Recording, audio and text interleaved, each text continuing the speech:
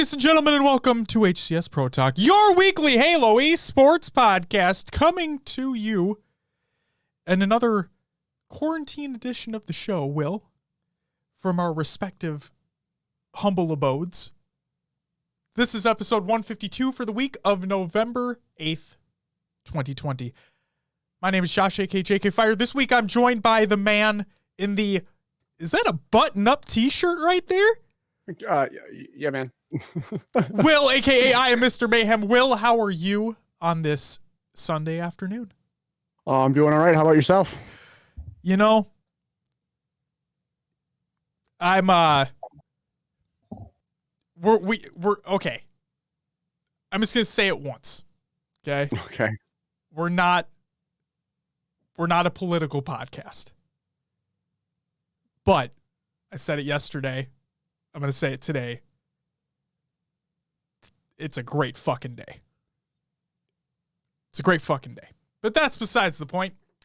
People can have their opinions. Everybody can have their opinion. That's why it's an opinion. That's perfectly fine. But also, it's not a great day, Will. Because we have learned as of a little bit earlier today that Alex Trebek has passed away. The host of Jeopardy, passed away from cancer. I believe he was 80 years old. As a matter of fact, he's been fighting it for a long time. He was giving us updates with little short videos, always keeping his spirits high. And it's just not, in terms of that, it's not a great day. Rest in peace, Alex. You did everything that you possibly could. We're all with you. And not only Jeopardy, but the world won't be the same without you. So, thank you for everything that you've done. Thank you for all the smiles that you brought to everybody around the world throughout the years. And I know that a lot of reruns of Jeopardy are going to be watched, that's for sure. So, Will, with that, would you like to know what's coming up on this week's episode of the show? All right, let us know, man. All let right. Us know. We have the Halo 5 Pro Series Season 1 champions have been crowned. One of us had perfect predictions. Spoiler alert, it was not me. Then we have a fan favorite returning to the CDL. New consoles releasing this week. And of course, because, you know, it's not just about Halo, other video games are played, so we're going to talk about that later on in the show. But without further ado, let's kick things off with some competitive news. Tournament announcement. This is by Console Gaming League. Also, before we even start, Deadbolt, welcome. He says, I started typing the yo, but then you had to hit me with Alex. I did. Deadbolt, it's good to see you. Hope you're having a great day. And for what it's worth, yo! What's up? Here you go. There. Tournament announcement by Console Gaming League. It's called the Turkey Brawl 2v2. It's a Halo 5 tournament. It'll be taking place on November 20th at 3 p.m. Eastern Standard Time. And it can be watched at twitch.tv/SheGL1. Important information, this tournament will be a single elimination bracket starting again at 3 p.m. Eastern. And there's going to be a prize pool of, $250. And the final piece, it's going to be a shorter show this week, spoiler alert. HCS Grassroots applications are open right now. And from what we've seen on Twitter, it sounds like these applications are slightly different.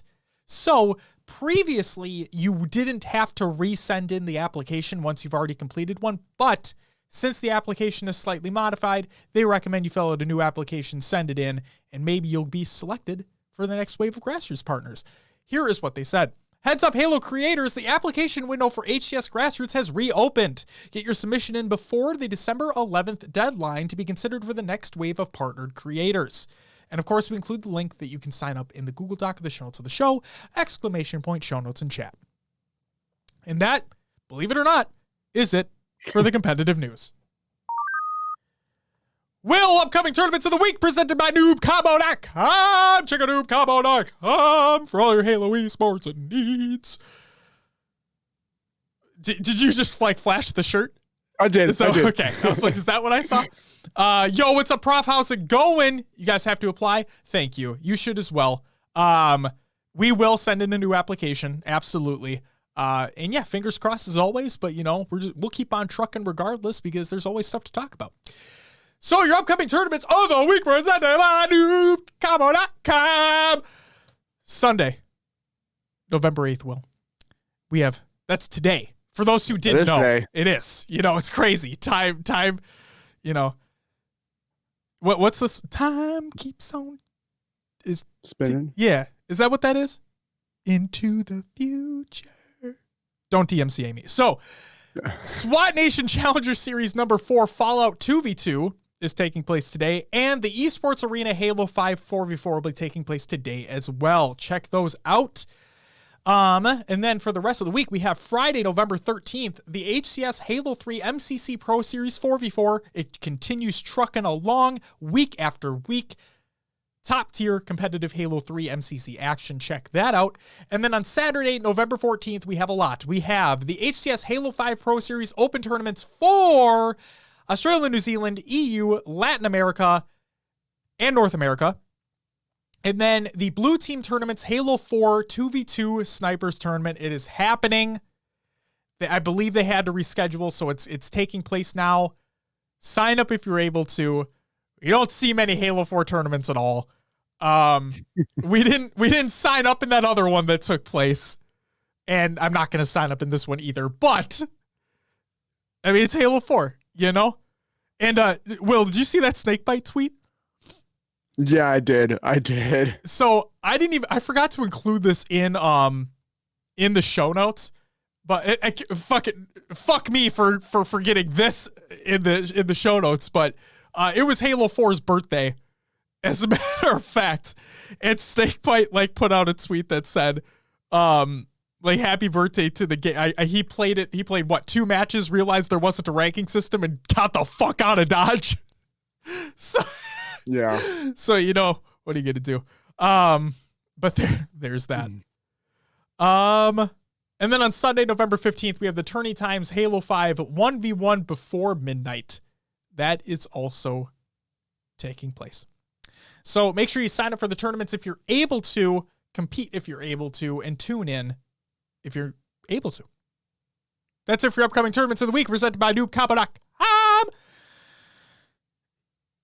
Just, check them out. Just check them out. Chit. Okay, I'm done. Hey, Will. Yeah. What do we got next? Roster Mania!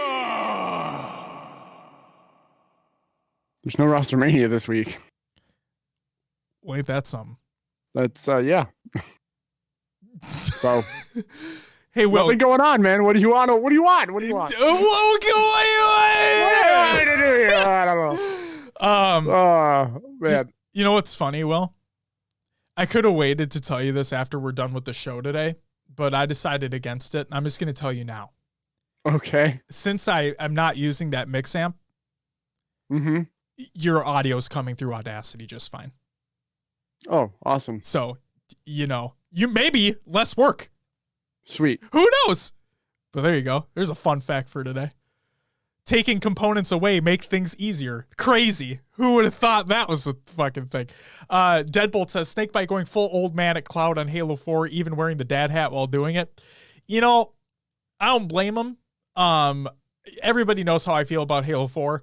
I do enjoy the multiplayer quite a lot. I think that game has no competitive integrity whatsoever, but that's okay. I think in terms of fun, I think that game is very fun. So but yeah, it never had a ranking system. It had a competitive presence for all of what felt like a year maybe. And then you had your global championship, which was an FFA tournament, which came down to a 1v1 between Pistola and Ace. It was just, sounds ridiculous. It was a really, really weird time in the competitive Halo space. It's just, a lot of people like to forget about it. A lot of people like to make fun of it. just like a lot of people like to make fun. I mean, rightfully so. Like, a lot of people like to make fun of the World Championship for Halo 5 that was held at the ESL studio in Burbank, where like you see the picture of like the 5 balloons that are just sitting out there and the bleachers and whatnot that are empty, and it's just a fucking disaster. So it is what it. Weird times. Prof says dad hats are the best hats. Agreed. I prefer personal. If we're. I like the flex fit hats. I'm a flex fit hat guy. You know, that's me. I'm not a snapback guy. I don't like the snapbacks. I don't like the little metal clip thing that they got going on back there on some of them. Yeah, on our hat that we tested, yeah, it's got that clip on the back. Not a huge fan. I like this. I like the flex fit. It's fully encompassing. It's good shit. I like it. Deadbolt says he's not wrong at all. He's just taking the gloves off lately. He has. That's the funny thing about Snakebite too, is that he's always about positivity and whatnot. And then every once in a while, he'll go in. You know, he'll go in a little bit. Feels good. Prof says that was the tournament they hosted at Jiffy Lube. Oh my God. True statement. All right. Will, with that, Tournament League recaps of the week. Would you mind running through what we got? All right, man. We'll start off with LFTG Friday Night Halo 5 2v2 Invitational results. In fourth place, we had the Gold Star BR and Scariatic taking home $55. In third, we had Falcated and Bound taking home 110. Surprising, Bound didn't win another tournament. What's going on, man? In second, we had Druck and Soul Snipe taking home 330. And first went to Trippy and Renegade taking home $605. Yeah, how fucking dare you, Bound, not getting first place? I know, man. You were just destroying the Halo 5 scene, and now what are you doing? You sleeping on yourself? Oh no. Oh no. No, he's competing at a very high level, and we are seeing more higher tier pros, you could say, join in some of these tournaments as well. Right. And then go ahead. You continue. Well, I was going to make a point. Continue. I'll bring it up later. Okay. Next up, Hydra Gaming Halo 3 Co-Ed 2v2 results. In fourth place, we had You Like That? It was Sassy Snipes and Galaxy. In third, we had Going Ghost, Elusive Desire and Tylenol taking home $50. Second went to Team Mayo, Rail and Cutie, $75. And first going to Stainers, Queen and Gilkey taking home $125. See, wait.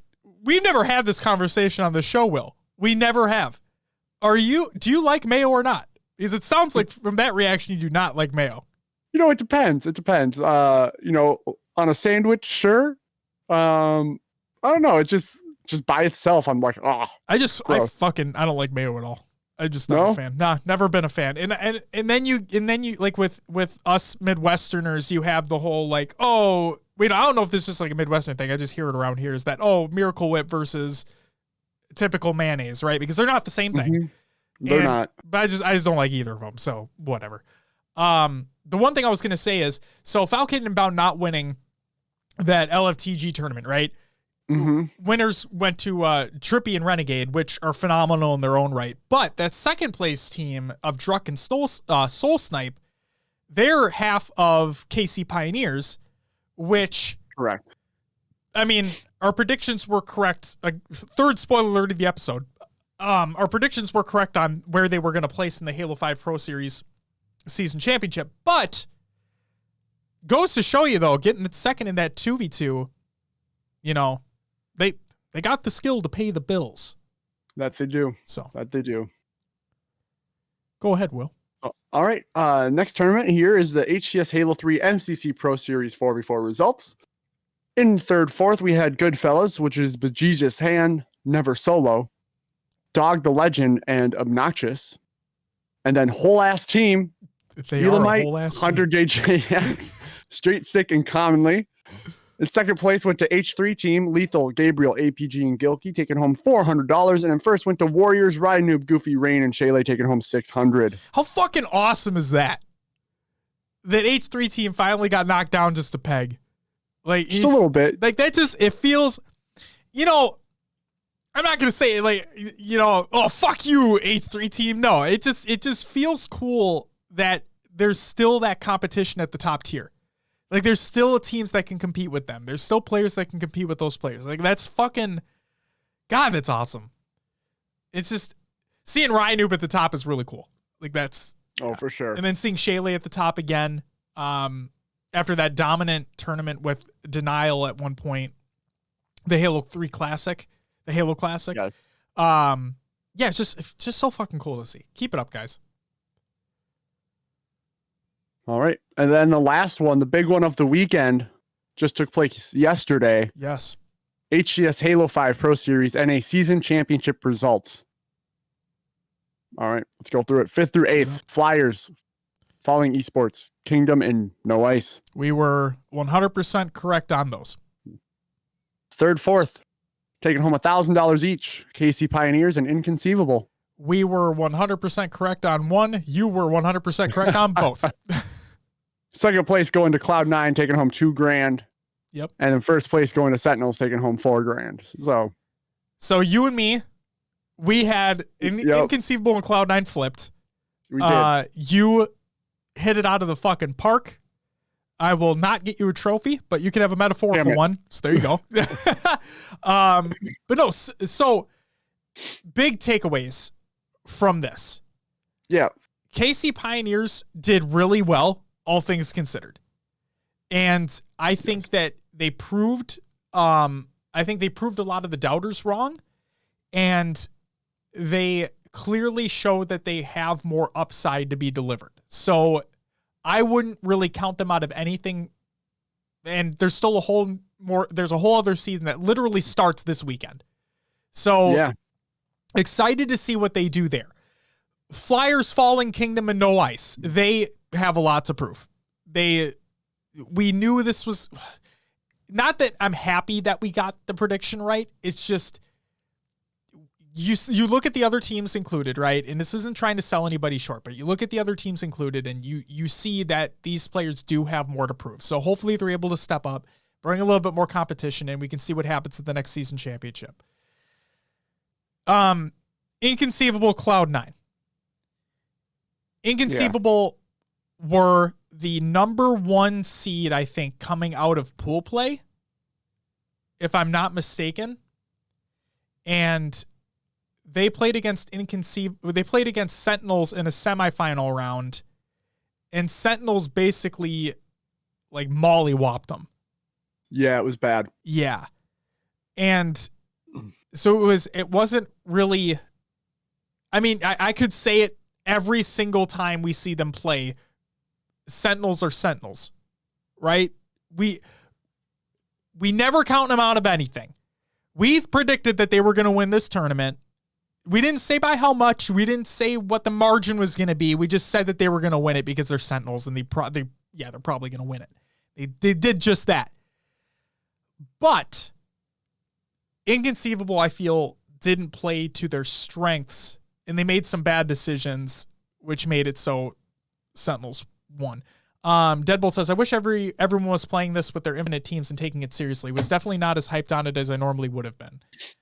Yeah, I can understand that. It's just at the same time, you have Lethal, who legitimately just doesn't want to compete on console H5. I don't blame him. As much as we enjoy watching it, if he doesn't enjoy playing it, then how does that affect his team? How does that affect him personally as a player? Would he take it even less seriously if he was playing? That's just one example, right? You have Pistola with Envy coming back. He's not playing either. Maybe he's also in that same boat. Maybe he just doesn't like playing console H5. Again, don't blame him. Or maybe he just wants to take a break and wait for Infinite to come out. Who knows? It's just, Deadbolt says, I get why they're not, and it's cool to have Halo 3 tournaments still going. It's just harder to get invested. Absolutely. And that's the other thing too, is that it's not really about, this is going to sound bad, but it's not really about getting invested right now. It's more like just having something going on. At least it's what it kind of feels like. Which is great, because I'm glad we have things going on. We can talk about things that are going on. That's awesome. And it gives people an opportunity to compete and try to get money.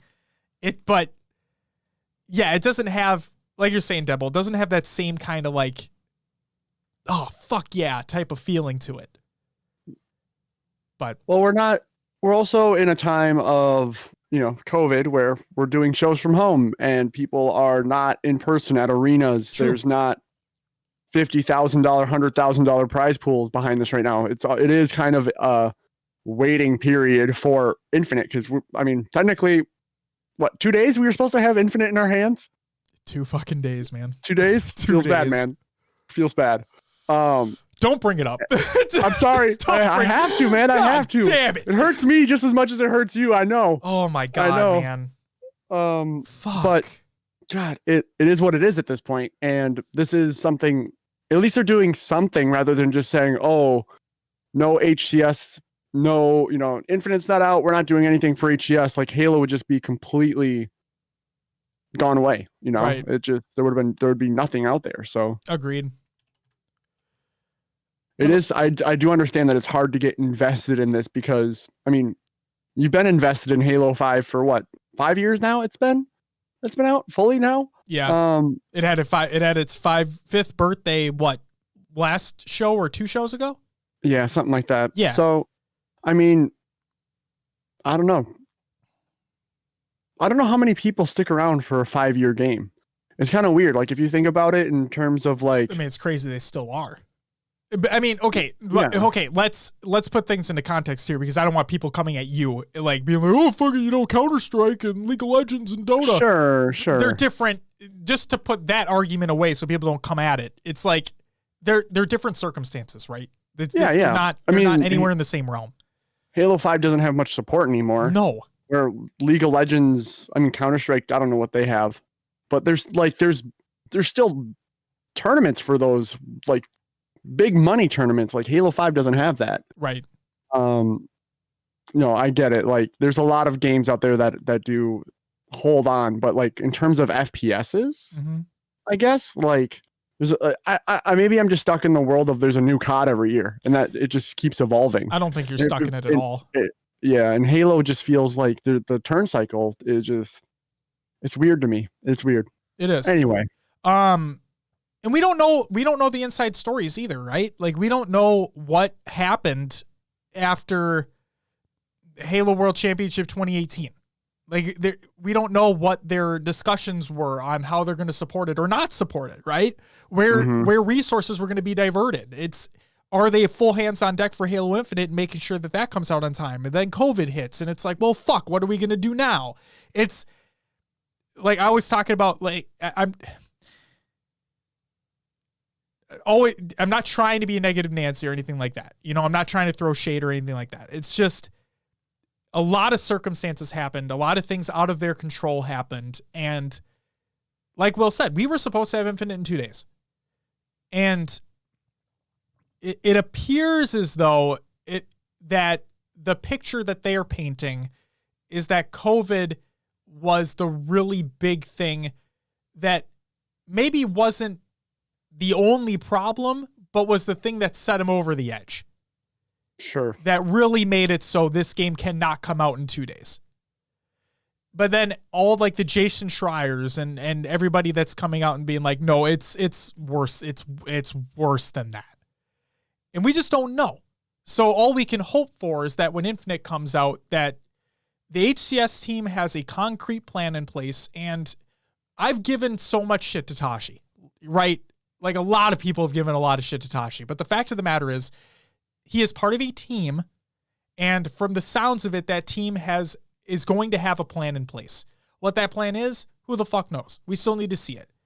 And based off what Tashi is, like, I'm going to put in air quotes, teased, we're going to have some kind of an update, maybe not Infinite related, who knows, but just an HCS update, hopefully by the end of the year.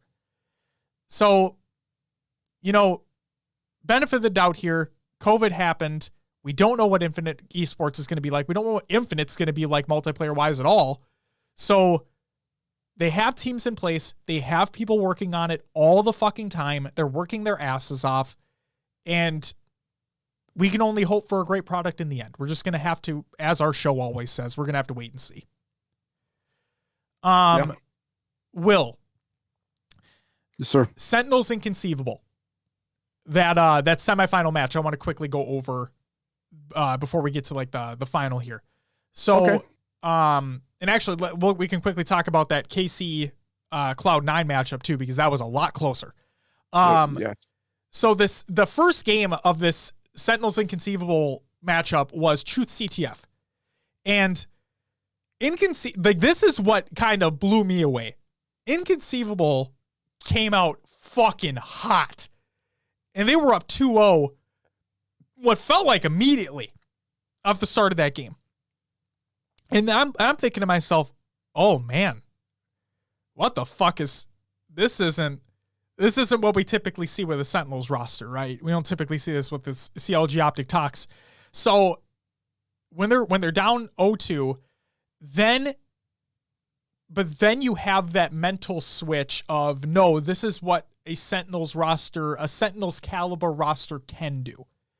They're able to hunker down, work it through, make plays that need to be made, get power-ups that need to be gotten, make pushes, get caps.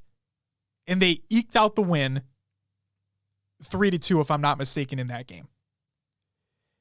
Then you had Cauley Slayer, and nope, that I think Sentinels were up over 10 at one point in time. And when you're up that far and the team that you're going against has to try to fight their way back against arguably the best team in the game, it's not going to happen. So they lost 50-37 on that one. Inconceivable lost 50-37 on that one. So there's that. Inconceivable comes back and they win Eden Oddball 150-72. And this was a much more Inconceivable having a dominant map rotation and map control, having ball, obviously the majority of the time they won the game, and just really not allowing Sentinels anything to do. I think Sentinels had one good opportunity on having the ball, and that's it. So congrats to Inconceivable there. And then Plaza Strongholds to finish the series out in the semifinals. It was 100-79 going to Sentinels. Sentinels had a trip cap for a decent amount of that game as well. Yes. And they were holding them in Plaza basically the entire game is what it felt like. So when you can't, there's not much you can do there, right? You can try to make pushes. They tried to. They weren't able to get anything going really. So there was that. Going back to the other semifinal match as well, we had the Kansas City Pioneers going up against Cloud9. And this is what I'm talking about, where KCP had, like, they've shut up some doubters and they really started making some names for themselves. Not like they need to, but we've talked about them for a long time in terms of individual players. But taking that Cloud9 roster, who would eventually be second place in this tournament, to a game 5, that's just fucking awesome. That's really all I got to say, is that that's just really fucking awesome. I think when push came to shove, it was Cloud9 who were able to make the plays that they needed to make in order to close out games. And games were close as well. But again, it just came down to Cloud9 being, for those who don't remember, that Cloud9 roster is literally Splice, but instead of Shotzi, it's Penguin. Otherwise, it's the same roster. Yeah. So they know what to do. They played Halo 5 at the top for a long time. They literally won, I mean, this was with Shotzi, but they literally won a world championship. And so them being able to make the clutch plays that they needed to make to close out those games, that's what set them over the top. So congratulations to Cloud9 doing that. But then you get to the grand final, right? And it's kind of funny thinking about it, that we have Sentinels without Lethal, and let's just say you have Tox without Lethal, and you have Splice without Shotzi. Otherwise, they're the same teams. Yeah. And how many times, I'm just thinking about this now, how many times, Will, have we seen Tox and Splice in the grand final tournaments? Oh, too many times. All the time, right? So they've taken, and I'm not going to say they've necessarily taken time off, but like you haven't had this top tier caliber of competition in Halo 5 in a little while. How are they going to fare against one another now that they're back at the top? They're in the grand final, and lo and behold, no. Sentinels just assert their dominance, basically, is what it felt like in that series. If I'm going to bring this up real quick. So, let's see. Game 1 was Empire Strongholds. Score was 100-70 going to Sentinels. Pretty convincing there. Then you had Truth Slayer. 50-43 going to Sentinels. Game 3, though. Your back's against the wall if you're Cloud9. You have some of the best players in the fucking game. Game 3 was Coliseum CTF. And this game came down to the last seconds. I think it was less than a minute left in regulation. And they were scored 2-2. Wait, no. 1-1? I don't recall either, to be honest. Because the game... Yeah, I think it was 1-1. Because it didn't... I think it was. I'm pretty sure. But either way, at the very, very tail end of the game there, Sentinels just weren't able to maintain maintain the defense that they needed to. And that was that. It was 2-1. Yeah, it was 1-1. Cloud9 get the last cap with less than a minute left, if I'm not mistaken, and time just ran off. So, Cloud9 take their first game of the series. Then, trying to see if we have... I don't recall the score of that Fisher Oddball game. But that was the last game. Do you remember the score of that, Will, at all, off the top of your head? I don't. Trying to look. Hold on. I'm going to mute it so it doesn't come through the thing. No, I actually missed the ending. I got pulled away for something yesterday. Oh, it's okay. I'm literally bringing it up right now. Yeah, this was bad too. Yeah, this was really bad. Because I'm pretty sure they don't get the ball again. Yeah. 150-19. Going to Sentinels. Yeah, going to Sentinels. Yep. It was literally what we talked about with Inconceivable against Sentinels in that semifinal, where Inconceivable just maintained map control on Eden the whole time and just making rotations where they needed to. This was, you know how much I don't like this map, Will. I'm really not a fan of the two. No discredit to the people who made them, but I'm just not a fan of the two Forge maps that made it into competitive. But Fisher Oddball, if you have your rotations correct, that you steamroll, right? It's what we've seen time and time again. This was literally that. You had Cloud9 not able to go basically anywhere, and anytime they were able to get into where Sentinels were, they just shut them down immediately. And you had multiple instances of being split spawned, and things were just not going the way that they wanted. Cloud9 got a couple overshields, but again, just nothing went in their favor. One of the really poor spots about this is that Penguin got OS, and the real problem is that their setup got broken, and the person who had ball died, so he had to run ball while having overshield, and they just collapsed on him.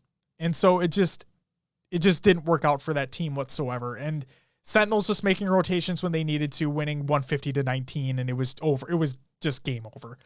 So yeah, again, we've said it for so long. You just can't never take it away from Sentinels. You always got to give them the benefit of the doubt, and they clearly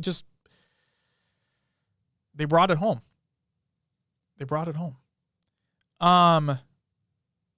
Dave says, the first Sword of Sanghelios is here. What's up, Dave? How's it going? Hope you're having a great weekend. But yeah, well, those are the points I just wanted to make. No, that's good. I mean, do you think, did he have a chance to play the ball with the overshield? Because he could have played the ball and tried to slay out. So obviously I'm not in that circumstance, so I wouldn't know. I'm an idiot, so I really wouldn't know what to do. But I think it was just a really bad situation. Sure. Where I don't think his teammates literally died as he was entering in there. So he was going in there to try to get that setup completed, and it just didn't work out. And sure, he may have been able to turn around immediately and try to play, but no. In the moment, you just never know. It just wasn't going to happen. Sure. It's just unfortunate that, good on Sentinels for literally not having a breakable setup basically the entire game. Yeah. Playing crazy. They played Fisher oddball perfectly. And yeah, hopefully Cloud9 can bring it back in the next tournament that takes place. And yeah, we'll see. I don't know how, are they all going to have to play in the first open tournament? Do you know? Because this all goes based off of Face It ELO, according to. Right. If they're resetting, they might have to. Right. So yeah, Oh, or actually, you know what? I can know. You can look. Yeah, I can fucking. Let's fucking take a peek, shall we? Esports news. Sadu trying to got my PC up and running, just finished installations and such. Congratulations, man. I'm glad that we're back up and running on that. Okay. We will then host another season with the same format. Face It ELO will remain. Oh, so they're still in the pro tournament.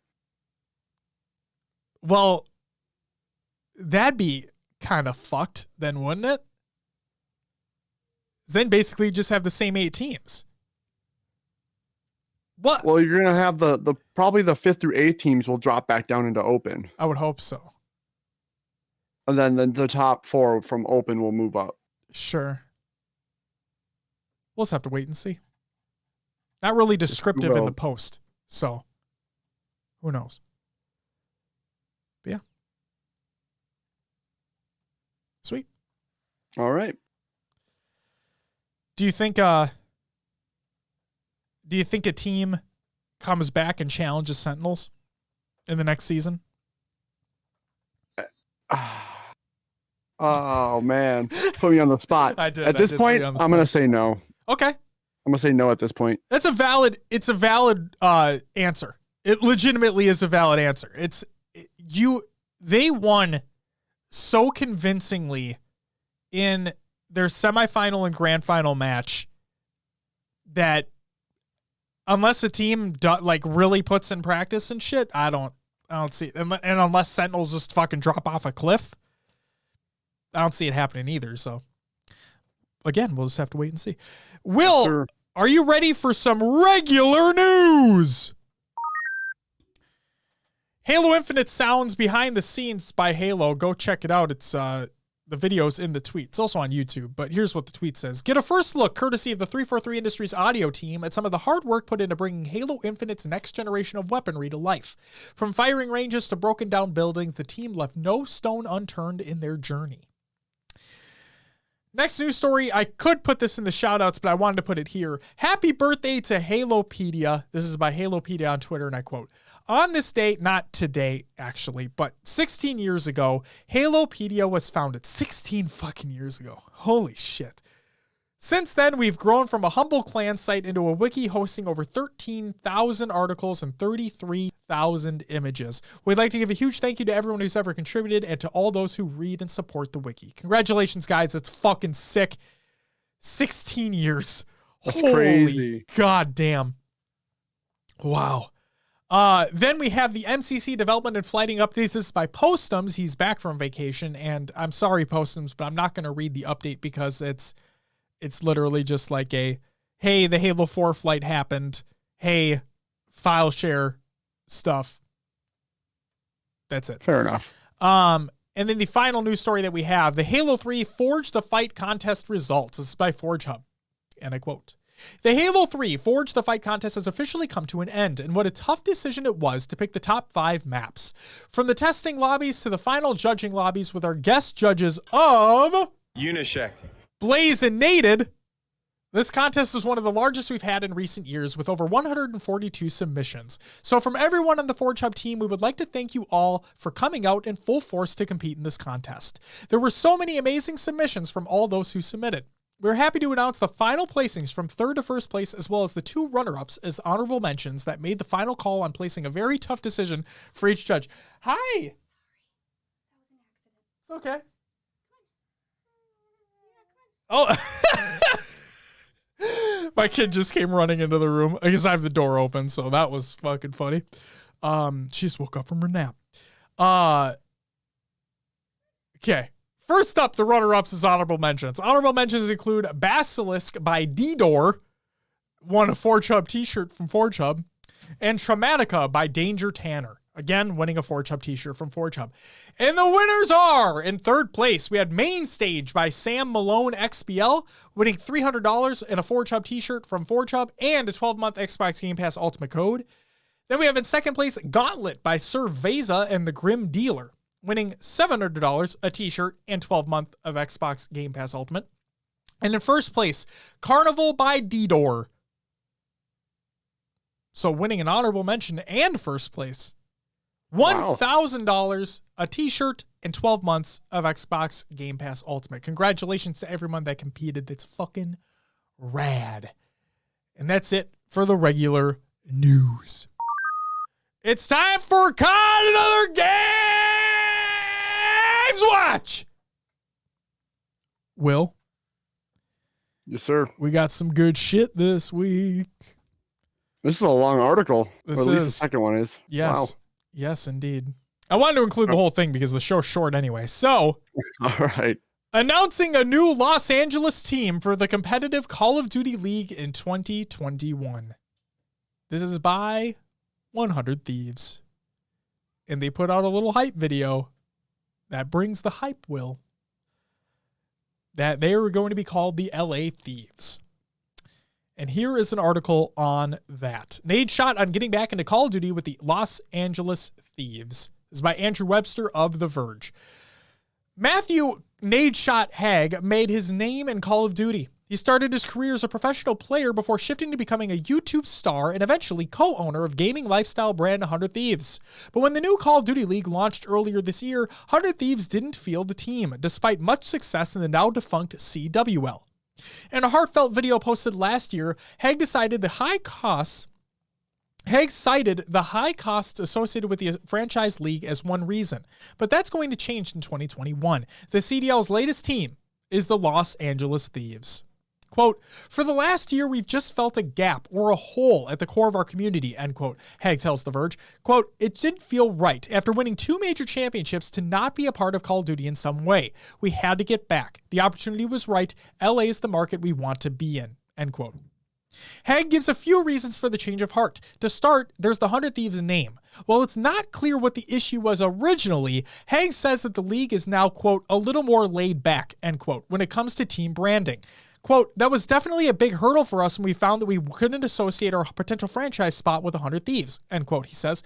Quote, "As they rolled out Los Angeles Optic Gaming and then Atlanta FaZe, that for us stung a little bit," end quote.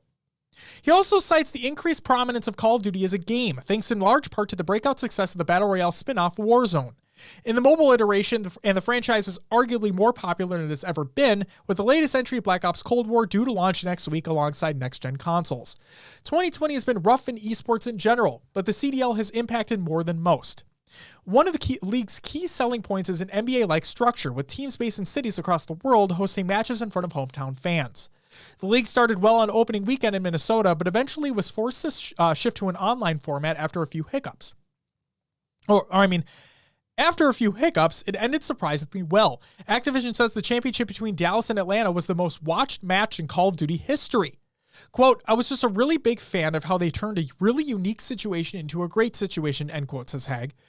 The city-based structure and being able to represent Los Angeles are also a big part of the appeal for Haig and 100 Thieves. At the beginning of the year, the company opened a sprawling complex in Culver City in order to house its esports teams, content creators, apparel merchandise, and more. This month, it was even used as a voting center. While it's not clear when home matches with fans will be possible again, to start, the new LA Thieves team will play out of the 100 Thieves HQ. Quote, LA has embraced another chapter in my career, and that's something I've always been really appreciative of, end quote, Haig says of representing the city in COD. Quote, it's something that means a lot to me to have another iteration of, hopefully, LA greatness. This is a big year for the Dodgers, a big year for the Lakers. This is an iconic sports city, and we want to add on to that prestige and that success, end quote. In addition to the new Call of Duty team, 100 Thieves also has squads in Valorant, Fortnite, and League of Legends, and it previously fielded a Counter-Strike team as well. But the company is arguably as well known for its big-name streaming personalities, like Jack Courage Dunlop and Rachel Valkyrie Hofstetter. And its supreme-like apparel business as it is for its competitive teams. Haig believes this kind of diversified business is a strength, when they can potentially make 100 Thieves a more attractive place when it comes to recruiting professional players. His own career is a great example, starting as a competitor before becoming a popular personality on Twitch and YouTube. The careers of esports stars can be incredibly short, and an organization like 100 Thieves has the potential to create a future for after you've done playing at the highest level. Quote, the path that I went down is something that we want to make sure that everyone who comes through this organization has eyes on, end quote, says Haig. Quote, we can help you create a brand that can withstand the test of time. If your goal is to be a part of gaming for the rest of your life, this is the place where we can start and we can foster that mindset. Our goal is to make sure there is longevity, end quote. So there you go. LA Thieves. CDL. That's what it is. I'm just curious at what's going to happen to that team. Are players going to be more apt to go there because it's the 100 Thieves team versus what Optic Gaming kind of was becoming? Sure. Well, they have, so for what it's worth, I know you already know this, but for what it's worth, that Optic Gaming roster is now the LA Thieves. Right. So they have that roster now. But yeah, I mean, from what it sounds like, it sounds as though Nadeshot and 100 Thieves are like that type of Optic Hex situation where it appears as though he truly cares about the players. He truly cares about the company, the brand. And as we've seen with Optic Gaming and Hex specifically, that goes a long way in determining, like you were talking about, maybe that would make it so more people would want to be a part of that. More people would want to come to that team. So and their merch looks great. And it's so, Nadeshot really did things the correct way in a sense where it's a full-blown brand. It's a lifestyle brand. It's esports. It's creators. It feels like down the line it can be truly embedded within LA like he was talking about. And eventually, we already know that there will come a time where esports continue to get bigger and bigger year over year, and there will come a time where it's going to surpass major sports as they currently exist. Who knows when that time is going to be? Nobody, I don't think anybody can tell you that time frame, but I have a good feeling that it will come eventually. Because the fact of the matter is, younger people get older, right? Times change, and the things that people are into change, and therefore video games are getting bigger and bigger, esports are going to get bigger and bigger, so on and so forth. So, and you see these giant sports figures making the transition into the streaming space, into the gaming space, right? You see, oh my God, Trevor May, Twins player, right? Yep. Yeah. Him making that, he streams, he plays with Tim, he plays with Ninja, he plays with Courage and all that. That's just one example, right? You have LeBron's kid wanting to make that transition as well. There's so many people out there in traditional sports. Sorry, Will, go ahead. Oh no, I was just gonna add on. Not even sports making. You have T-Pain streams on Twitch. Very true. Snoop Dogg has a channel. Absolutely. Logic came over to Twitch. You know, and got an exclusive contract. Yeah, like that's so. You have all these facets of what's, popular coming over to the gaming scene, and it's kind of crazy to see what can happen. That's also a point towards Twitch as well, because we've talked about it before, but Twitch is also trying to make that kind of lifestyle switch too, where they're not trying to just be, oh, this is where game streamers are. No, like you go on Twitch and there's people who make food, there's people who make music, there's all these personalities, so on. There's concerts that are literally held over Twitch. So it's crazy how far, like relatively speaking, how far we've come in such a short period of time, right? And I mean, Twitch is still young. The internet's still young, realistically speaking. If you just look at it in a time way, like, yeah, it's relatively speaking, the internet is young. So baseball's been around for fucking ever,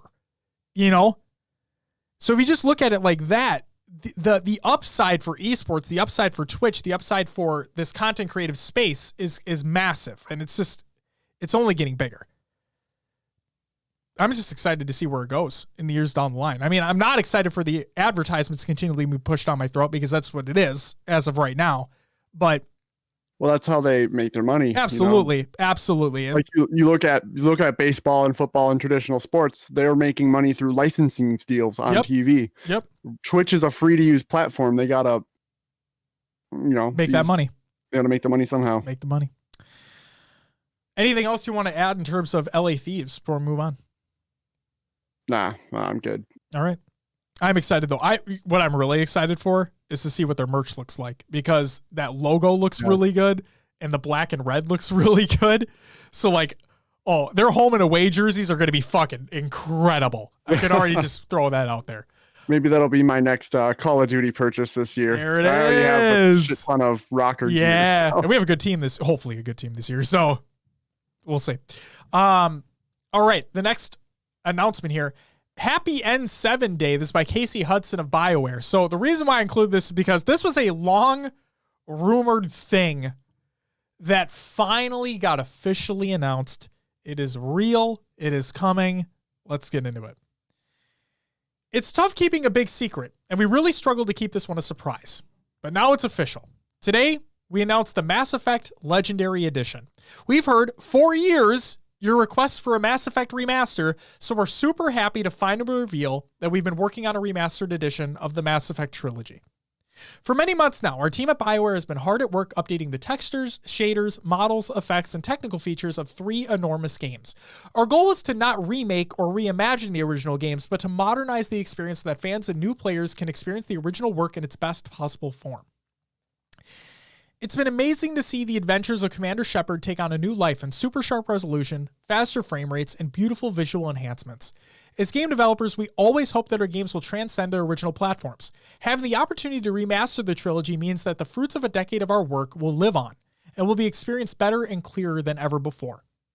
Mass Effect Legendary Edition will include single-player-based content and DLC from Mass Effect, Mass Effect 2, and Mass Effect 3, plus promo weapons, armors, and packs, all remastered and optimized for 4K Ultra HD. It'll be available in spring 2021 for Xbox One, PlayStation 4, and PC, with forward compatibility and targeted enhancements on Xbox Series X and PlayStation 5. For more information to come in the new year. Meanwhile, here at BioWare, a veteran team has been hard at work envisioning the next chapter of the Mass Effect universe. We're in the early stages on the project and can't say any more just yet, but we're looking forward to sharing our vision for where we'll be going next. So there you go. If you have never played Mass Effect 1, 2, and 3, they're coming. Will, you haven't? No, I watched your playthroughs of them, but They're good video games. Never played myself. They're good video games. 2 is the best, but that's besides the point. So, yeah, And from what I hear, we don't talk about Andromeda. Yeah, no, that game doesn't exist. So I don't know. What is that? What's it? Andromeda. Yeah.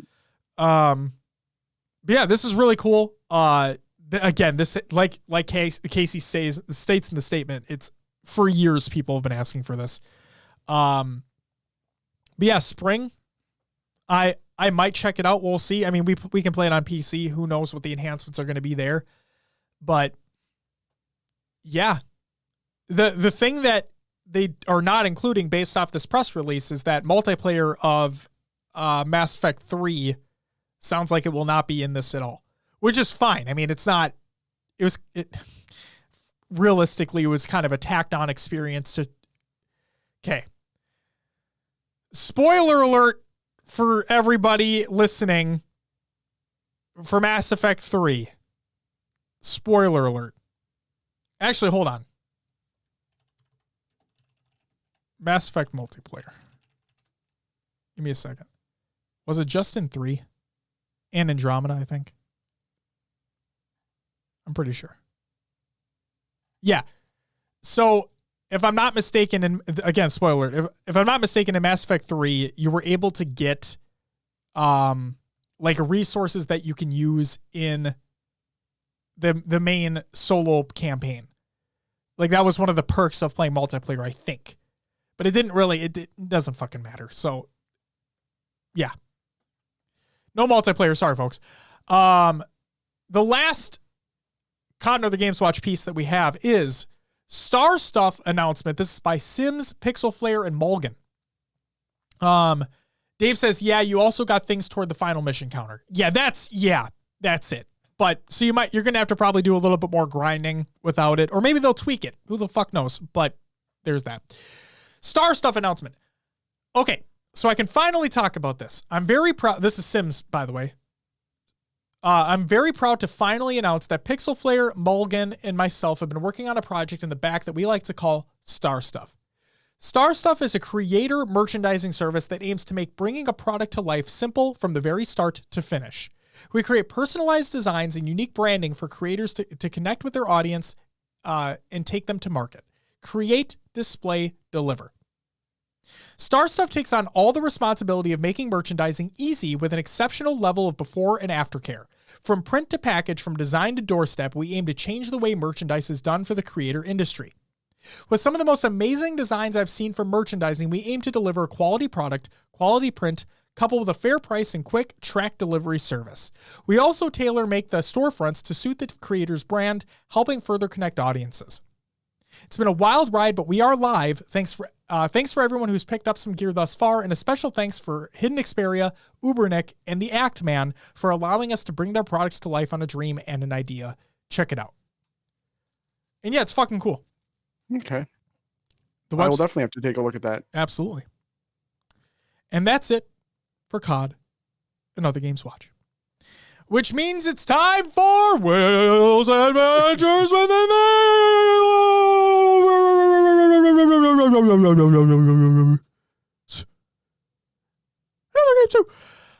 Will, before you go, Dave said, if you do all side missions in Mass Effect 1, you can skip 2 and get the full mission counter. Fun fact. There's your fun fact for the day, folks. Thank you, Dave. Will, what'd you play this week? Well, last week. Well, yeah. Destiny 2, getting ready for Beyond Light. I might disappear for a week. We're going beyond. Beyond the light. Yep. Played some PUBG.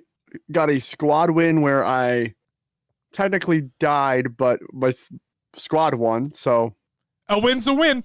A win's a win. Put it in the win column, boys. I did have I'm gonna say like I saved the squad because we were in an engagement earlier in the match, like mid-match, right? And two of our players were down kind of off the bottom of a hill at like a rockin' building, and there was two people just shooting, plinking at them, right, getting shots on them, and I just went on a wide kind of flank, popped up on the corner of the hill, peeked over, and they weren't even looking at me. They were trying to snipe down the hill, and I just mowed them both down. And when we were able to move forward, so I'm gonna say I saved the squad, and then I sacrificed myself so that we could live. See, you were the true team player. right there. Yes. That's what you were doing. You caused your team to win. Yes. It was all you. What an awesome play by me. Wow. No, just kidding. There it is. There it is. Played some Modern Warfare. Sweet. Got a duos win with Joe. Nice. We were doing some, I don't know. It was a weird weekend of playing games. And then Apex came out with their new map. It's called Olympus. It's on Steam, by the way, now too. What's that? Apex is on Steam now. Oh, it is. Yes, it is. Guess what? Apparently, you don't need Origin anymore either. Oh. Yeah. Crazy. Fun fact. There's a fun fact for you, Dave.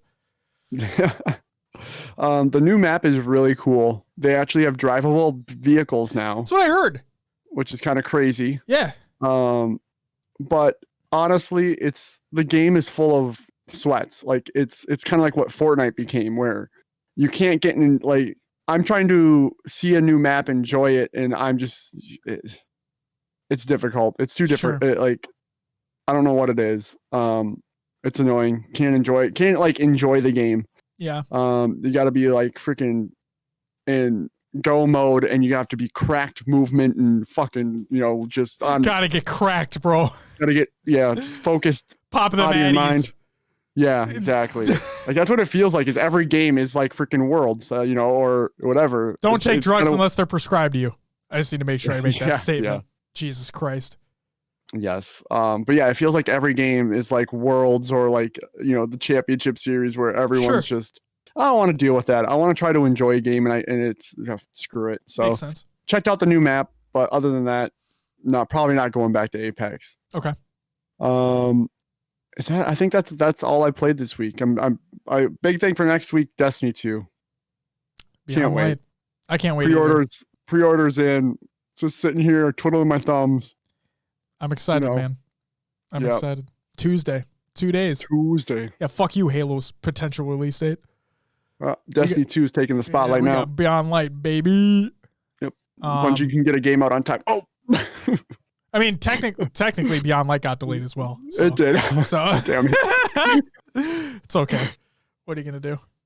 I mean, hey, at least it's not really interfering with any major release, Yeah. It's funny because ever since Cyberpunk got delayed to December, other games are postponing they're delaying theirs into 2021 because of it.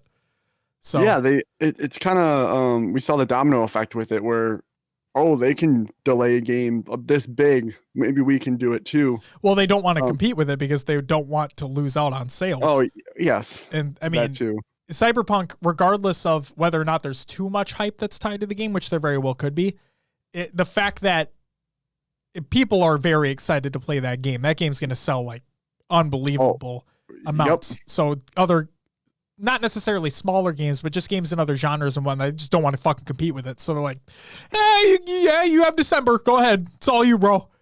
Well, it's all single player, right? Yeah. Wait. Because No.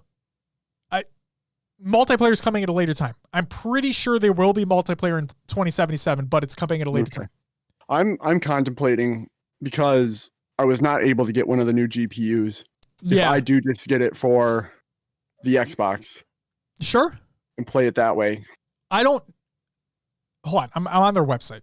Give me a second. Doing some research. Yeah, we've been doing it all episodes. So who gives a shit? Yeah, why not? Here we go. Multiplayer. Cyberpunk 2077 multiplayer is coming, but it won't be part of the base game. CD Projekt Red have revealed that the multiplayer component of Cyberpunk 2077 is its own AAA release, rather than a mode hastily tacked onto the single-player game. Oh. So, I mean, it's... Hold on. That makes it sound like it's a separate game. Yeah, right? Cyberpunk 2077 this is from PC, it's from Games Radar on January 16th, 2020. So a while ago. Cyberpunk 2077 multiplayer is its own AAA project and probably won't be out until 2022.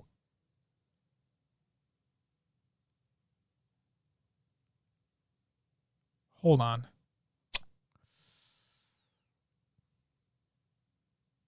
Looks like they don't say anything in terms of the year itself.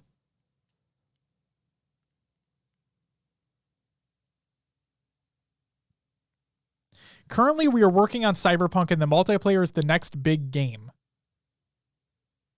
That was from one of the developers. Also said, the AAA release we are working on is Cyberpunk multiplayer.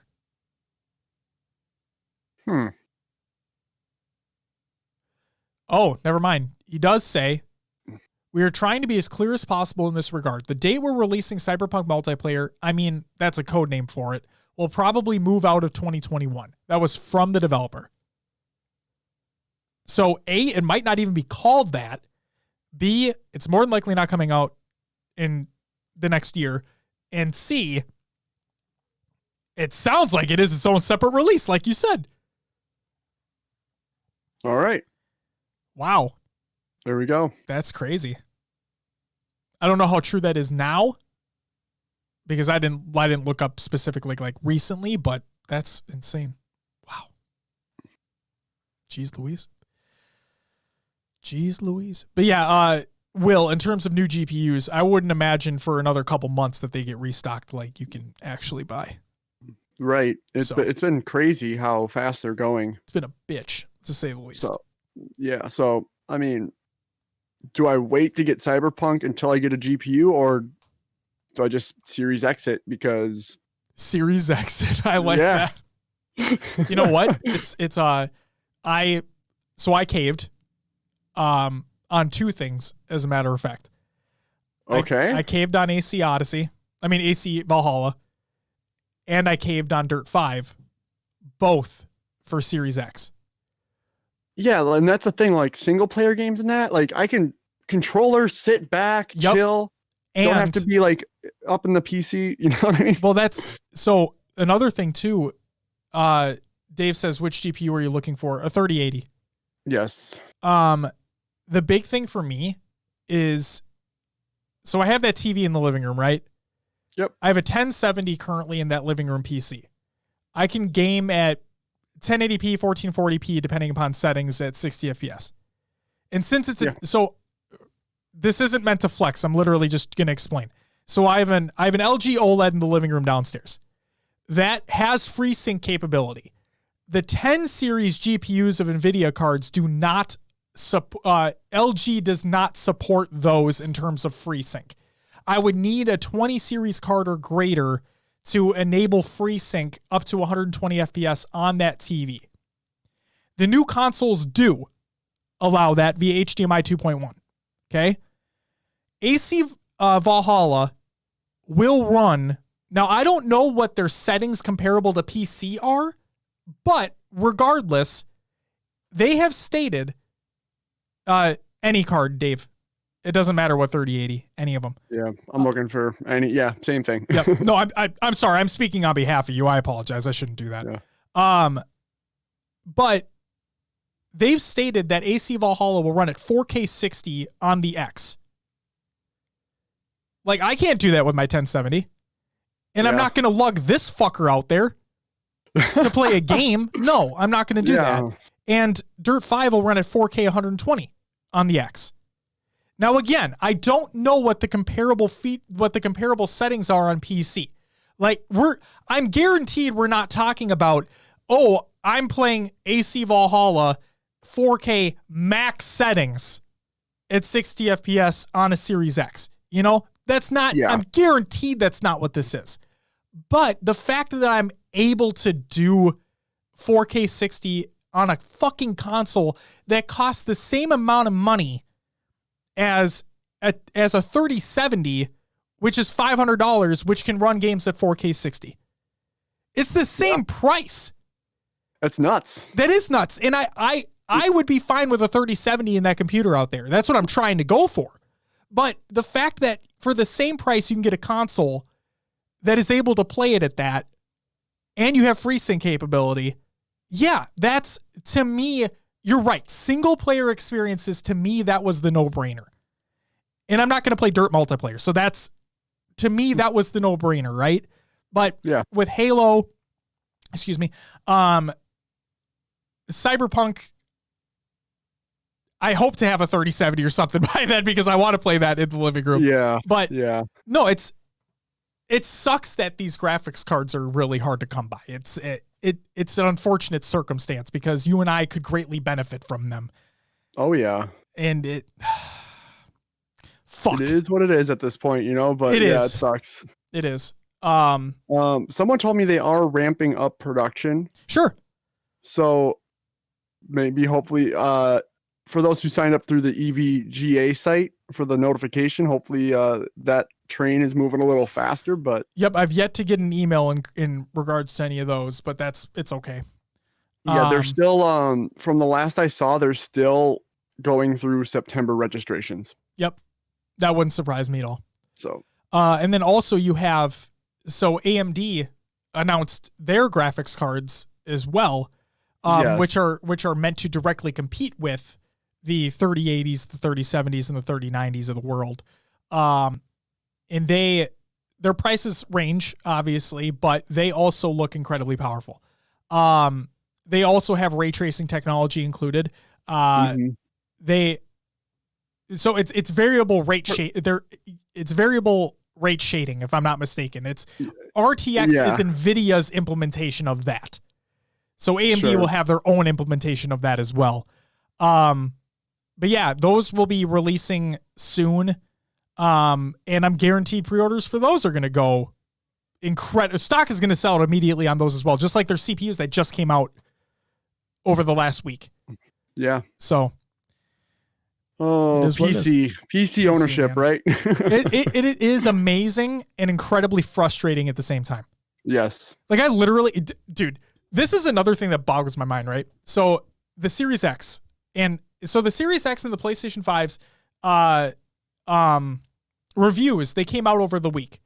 I didn't include this in the show notes because they're everywhere. There's like literally just go to YouTube and they're all over the fucking place.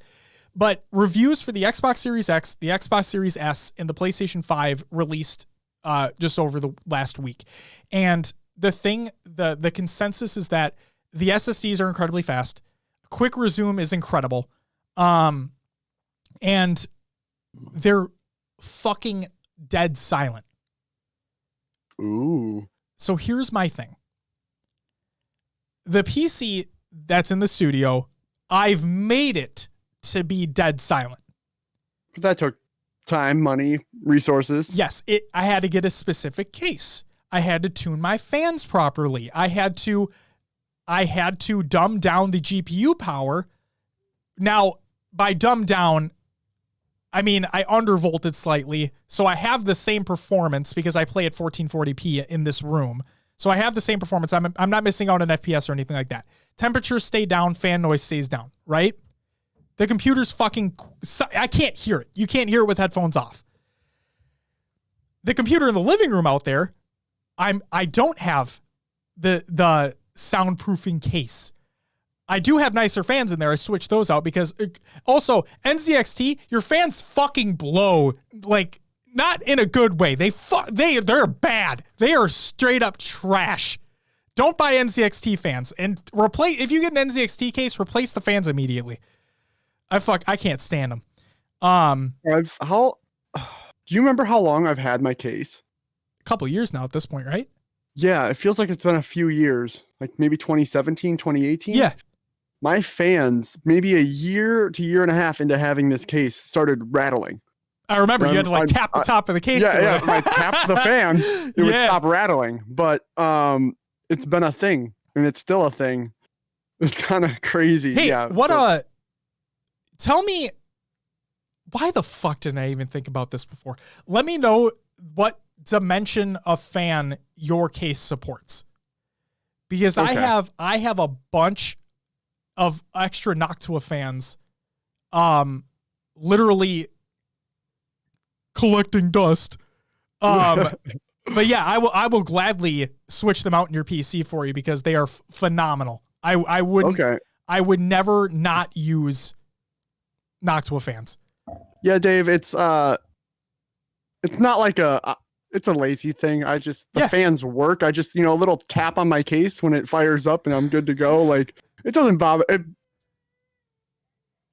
sure, the fan's not great, and it's probably rattling for a reason because there's probably whatever going on in there, or it's just a shitty fan after a year and a half. But it's okay. This is why I have extras. I could just give you extra fans.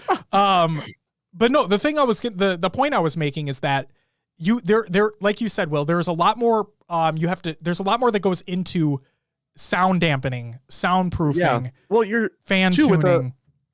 With a PC, I mean, we're talking the full price of a Series X is just the price of a GPU that can't even possibly push out the power. You got to buy a CPU, motherboard, power supply, RAM. That's peripherals. Right. Now, monitors if you don't have a monitor that you're going to use with the PC, Right. Now, in the other argument, I know you would get to this, is that with a PC, you're able to do so much more. Everybody knows that. And you're able to play a lot more different types of games because there's a lot more things available on PC. But that's not the point we're making. The point we're making is that for $500, you were able to get a 4K 60 capable console that is fucking silent. Yeah. In your living room. That is the technological advancements that we've been making with AMD, Intel, NVIDIA is insane year over year, right? We are at a point where 4K 60 FPS, this was unimaginable years ago, right? It is now possible to have 4K 60 FPS for $500. $500. The 2080 Ti that is sitting in the system right now is a $1,200 to $1,300 card. And that scratches that. Like, you can get a 3070 for $500 that does it. That's insane. That's fucking insane. It's amazing for people who are able to get one.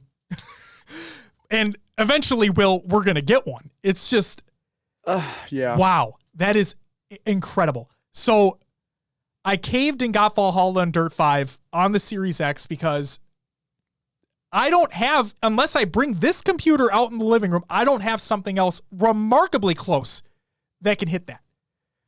So just wow. And you also don't have to deal with fucking updates and inconsistencies in like how things work in the first place. You may have a software incompatibility issue. You may have a firewall on for something you didn't intend. Antivirus that's running in the background, if you have that. Like, it's just, there's so many variables taking place in PC gaming. And this is coming from somebody who plays primarily on PC. It's just, it's great and it's terrible at the same time. And then Dave says, the rattle could be a broken part about to shoot into your system. Pew, pew, pew, pew, pew. Nah, I mean, a year and a half of doing it, it's probably, it's like it's on startup. Like it goes, like it's just, it's off kilter a little bit, and it just needs that little love tap to set into place. When you have like a 1998 Toyota Camry, and it makes like noises, every once. It's character. It's the character of the car. It's the character of your computer case. We're gonna replace the fans, Dave. Don't worry, I have extras. Will, tell me the dimensions of the fans that fit in your case, and we'll get you going. Dave says, the money I've saved from not having to buying two different systems and the Series X creates the value for me. I didn't need to buy the Xbox S or X. I kept the first generation. Fuck, absolutely. So Dave, are you saying that, correct me if I'm wrong here, but are you saying that since you did not buy the S or the X, you're able to save money and you're going to get a Series X when it releases? Is that what we're saying? Is that what we're saying? Or am I not getting that correctly? Because please correct me if I'm wrong. No, I think he's saying of not having to upgrade through the. I don't know. I don't know either. Dave says, since you had a system strong enough to play the same games, didn't get new consoles. Makes sense. No, that does. Absolutely makes sense. It's just so fucking unfortunate that MCC plays as bad as it does on not just original hardware, but the 1S and in some cases the X. Like, it just does not play remarkably well. In a lot of cases it does, but it is what it is. Dave says it's just a Halo 5 box now For sure. Yeah. Another reason why I wanted the X is that it's going to be for Halo 5 that's there. And I've said this before and I'll say it again. In the event Infinite is just not optimized at all to play on a PC, and I'm not saying it's going to be, it's more than likely going to be fine, but in the event it's not, I want that backup just in case. And I'm definitely not playing it on old hardware. No, thank you. Dave says, I only want the PS5 because Demon Souls looks like a goddamn must play. Understandable. I'm excited to play Miles Morales. And I still need to play through the fucking first Spider-Man game. Will, you and I both. Yeah, I'm working on it. You're way further than I am. Getting a little better. That's good. I see you're moving it. You can move it. I can move it in now. That's good. A little bit of tension, but not as much. No, the pain's not there anymore. Sure. So. Well, that's good. So. I hope you have a fucking let's test this out right now. Let's see if I can grip this damn controller. There you go. Well, I was gonna say I hope by Tuesday it's fully healed because Beyond Light. I know you play on PC, but yeah. Oh yeah. Dave says, did you see the rider suit for Spider-Man? I did not. The rider suit, because I saw the Oh yeah, I did see that. Yeah. Did you also see the Into the Spider-Verse suit? Will, did you see the Into the Spider-Verse suit? I did. It changes the frame rate too of the suit. So wait, what? When you have that Into the Spider-Verse suit on, the frame rate of your animations matches what Into the Spider-Verse was. But the game runs at 60 FPS or whatever you decide to do it at. So you look more like that cartoon. Exactly. That's pretty cool. Yeah. It's fucking rad. It's nifty. It is fucking nifty, dude. It is really nifty. There's a video of it out there too. You can watch it in action. It's fucking sick. Yeah, I'm excited. This is a very cool in a year of absolute shit, right? This year fucking sucked up until midway through last week. Midway through last week when these reviews started coming out, then you had what happened on Saturday we won't get into. And it's just, wow. But then things got knocked down a peg with Alex's passing this morning. That's, again, hearts out to you, Alex. It's just, 2020, man, been a fucking wild ride. The Cayman Rider suit was just such a cool ass idea. Insomniac just has cool ass ideas. They made Sunset Overdrive, for fuck's sake. If you haven't played Sunset Overdrive, that game's badass as fuck and you should play it.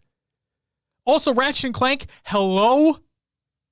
Oh, I can't wait for the new one. Oh my god. Also, another fun fact, if you are getting a PS5, the PlayStation Plus collection, you'll get the remastered or remade basically Ratchet and Clank game.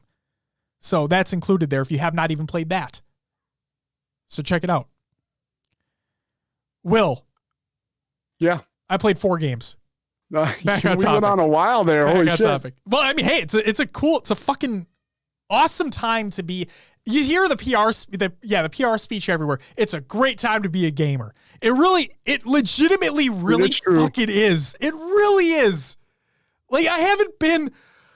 Halo's not even coming out this year, and I fucking hate that. But we have new consoles coming out this week. It's people who have, there are people out there who've never had a console before who are getting their first one ever. You have people who are finally able to take advantage of some technologies that have come out. There's cool new games coming. There's enhancements for games that already existed. Backwards compatibility is amazing. You have so much cool shit coming, and people are going to be able to experience it for the first time. Oh my God, this is so cool. Dave says, unless you're a Halo fan, it's just another Halo 5 year. It's a true statement. But yeah, there's things to look forward to all around. And we can even, as much as people love to shit on it, we can still look forward to Halo Infinite next year. So yeah, just good shit. games I played MCC for the play date. It was fun. Played Destiny 2 as well. Will, we did not play together, but No. it's okay. All I did was I just did some adventures just to get them done on planets that are going away. It's literally all I did. I really want to. I've been trying to get the hand cannon malfeasance. Yeah. And you need to defeat a prime servitor or a prime evil like servitor in Gambit. And I've just been banging my head against the wall because like teammates. It doesn't spawn every time either. No, it doesn't. No, it's random, basically random. So, and then like there was a game where like if an invader is in your area, you should probably focus on that. My teammates didn't do anything. We lost. They had their prime evil up. We had 10 motes banked. 10. I'm like freaking losing my mind. No. Like, what the fuck are you guys doing? Just screaming at my monitor. I just want to hear Will in the voice chat, like screaming into the void. You know? That'd be amazing. Holy shit.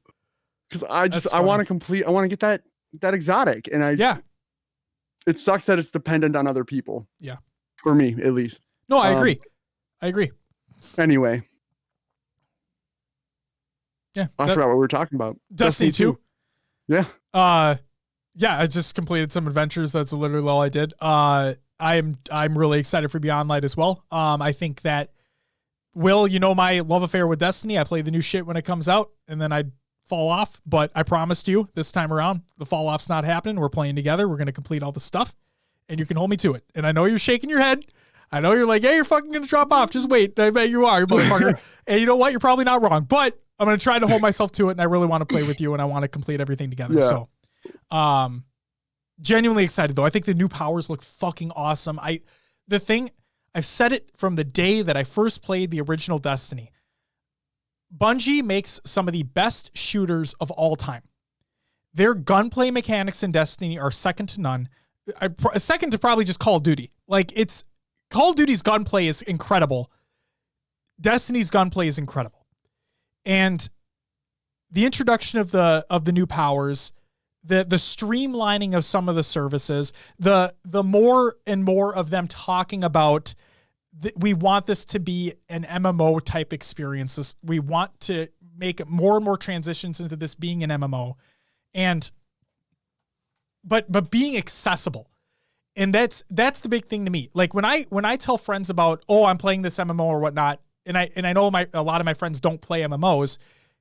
A lot of that is due to the mechanics involved, the time investment involved, and how many expansions are already out and how much time has been lost due to that, right?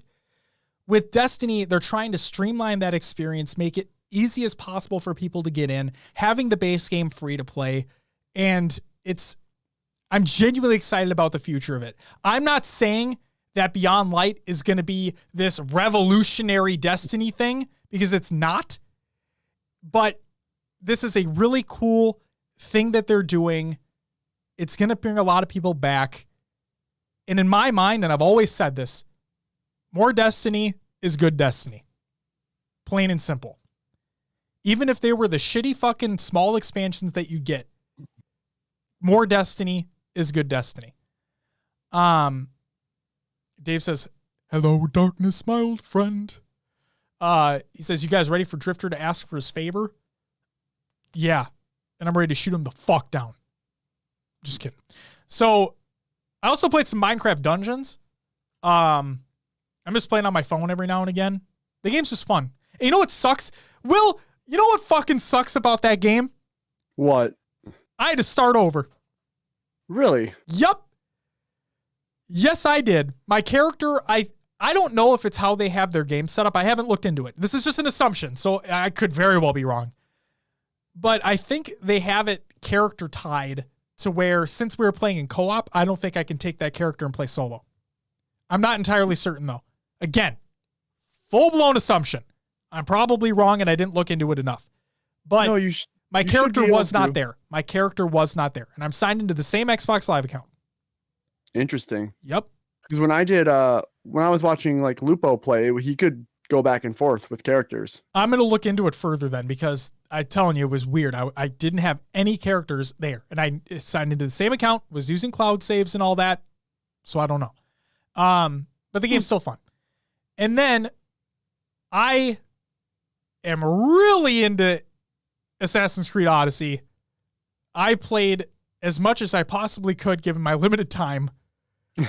I'm level like 31 already, and I've only explored fucking like 1/32nd size of the map.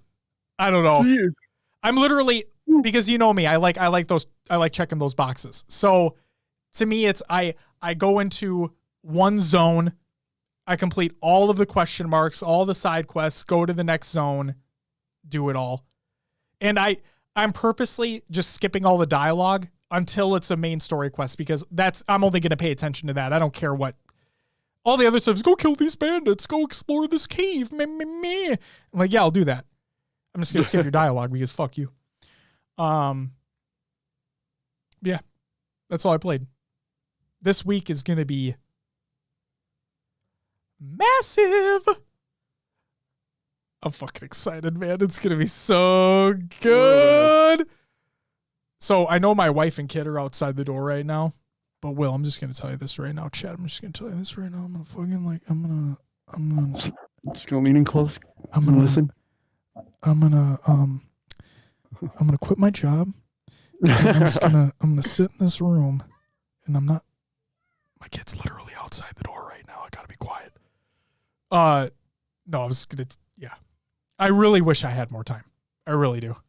Because there's so many cool games that are coming out, and there's a lot of, and this is going to sound stupid, but like there's a lot of old games that are getting updates that I genuinely want to see what they're able to do, you know? Because like Sure. we see it with PC gaming too, is that the PC games come out, and depending upon the hardware that you have, they're able to run better or worse, right? And so this is really, really cool, the stuff that they're doing. And yes, while there aren't a lot of next-gen experiences coming right away, that Demon's Souls remake looks amazing.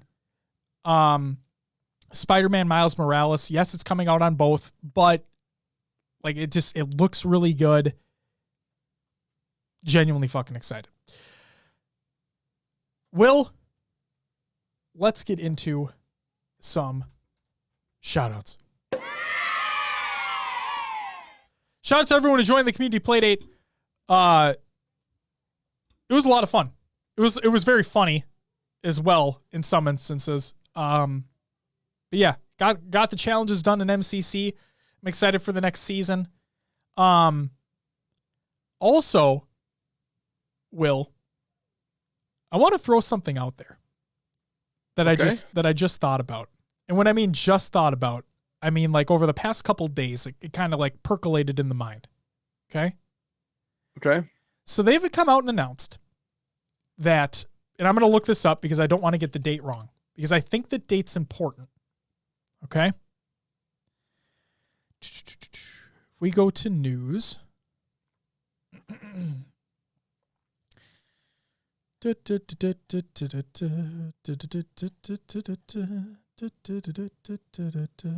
Let's go to the community play date. Okay. I mean, community update. My bad. So, I thought they announced a date on this. They did. The Halo Twitter account came out and stated that Xbox Series X and S enhancements for Halo the Master Chief Collection would be releasing on November 17th. The Halo 4 flight is over. And what typically happens in the middle of the month? The flight. They release the game. So you think on the 17th is when 4 is slated to hit? I think on November 17th, Halo 4 will release on PC. And this update will come out, because in this update, they're adding support for 120 FPS in campaign and multiplayer, and they're adding FOV sliders. Makes sense. Yep. This is, I can't believe I didn't even I'm guaranteed a ton of other people thought about that already. It's just, I never put two and two together. And it completely makes sense, like you said, because usually what would happen is the flight would end, and in the middle of that month or that next month or whatever is when the game will release on PC. So I think November 17th is the date that Halo 4 releases, and then we get this enhancement for the Series X and S. So we'll see. All right. I'm excited though. Genuinely excited. So yeah, community played it, was fucking fun. And then also shout out to everyone who followed and subbed during the live show. No one. So, and then happy belated birthday to Why Not Be Reckless. Happy birthday, man. You're incredible. Your content is incredible. Your casting's incredible. And we're looking forward to seeing what you do in Infinite when it finally releases. That's it for the shout. It's time for some community creations. Oh, I forgot to add one because I'm an asshole. Halo memes every day. Reddit.com/r/Halo memes. Check it out. We have Know Your Map. This is Coliseum by Saiyan. Check that out. And then we have Scarcity, a Halo 5 montage by Squashy. I think, Will, you know what I'm going to say. Thank you very much. The next episode of Clips of the Week by High Tech Redneck will also be, should be released on Monday here. So stay tuned for that. We'll add it to the show notes once that is released on YouTube. And that's it for the community creations. And Will, that's all I got. Therefore, would you kindly, that was a BioShock reference, plug the show?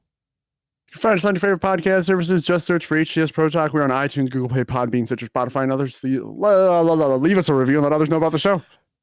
Quick thing before you continue. Yep. Pocket Casts, obviously. Fun fact about Pocket Cast. During the community playdate, it was myself, Justin, Beth, and Shot. Okay?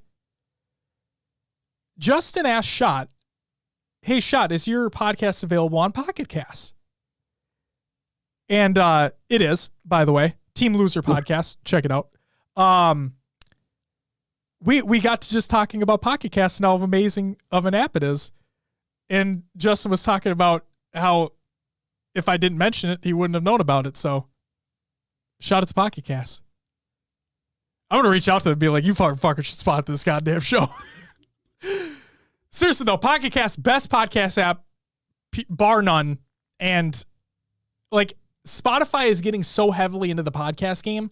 The reason why I don't use a lot of people do. The reason why I don't use Spotify for podcasting is because they just lack so many fundamental features that have been in Pocket Cast for so long that I just can't see myself without using. So Pocket Cast, seriously, it's a great app. And no, we're not sponsored. This isn't an ad. This is literally something that I've used for so long, and I stand by it 100%. Will, take it away. All right, you can join the Discord, join the community discussion. Links provided in the Google Doc of the show notes of the show. We have our Xbox Club and Spartan Company. We're also on the socials, Twitter, Instagram, Facebook, YouTube, Twitch. We have an eSportspedia page, our own website, hcsprotalk.com, where you can find a link to our merch if you're interested in getting some HCS Pro Talk swag. There you go. Thanks, Will. And that's all we got. That's all I got. Awesome. Will, you're amazing. And I love you. And we'll bang, okay? So, okay. Ladies and gentlemen, that's going to do it for episode 152 of HCS Pro Talk. I want to thank you very much for listening. I want to thank you very much for watching. Everybody who tuned into the live show, thank you very much.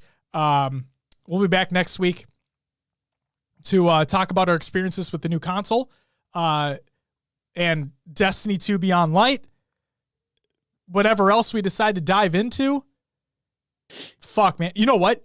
Actually, this is the thing that I'm really, really excited about. I took Friday off this week. Okay. I'm dropping my kid off at daycare. I'm coming home, and I made it a priority that I'm going to try not to worry about cleaning the house or anything like that, because that's usually what I do with my time off. But I want to sit down and just immerse myself into some games and just not deal with anything else and just have a full day devoted to it, or a full, work day devoted to it. So really excited. Will, when you have kids, you'll get it. And that's you already understand. You have so much shit going on too. Mr. Davey Havoc, reverse yo to all yo. What's up, man? But yeah, really great week for video games.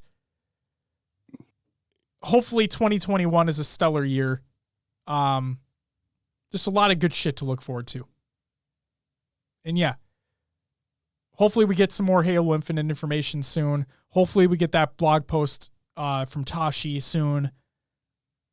And yeah, for lack of more PR speech, it's a great time to be a gamer. Guys, that's going to do it for episode 152. We'll be back next week to talk about some more stuff.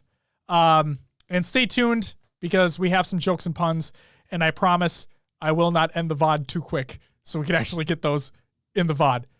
But for the audio audience out there, thanks for listening. Have a great one. We'll see you next week. But until then, bye-bye!